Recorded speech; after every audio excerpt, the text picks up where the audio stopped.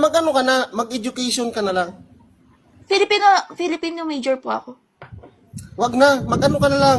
O kaya magturo ka na lang sa mga sa senior high o kaya sa college. Yung po plano ko, college at saka senior high po. Oo. Kasi doon mo makikita yung yung true love mo. Alam mo yun. Uy, di naman po pwede yun. Pag ginawa ko yun, tanggal lisensya ko. Hindi. Alam mo sa totoo lang guys sa totoo lang. Walang pinipili ang pagmamahal. Walang pinipili. Sabihin niya na sa inyo ni host ang katotohanan. Yung teacher ko dati sa English, 27 years old na siya, samantalang ako noon 18 years old. Ha?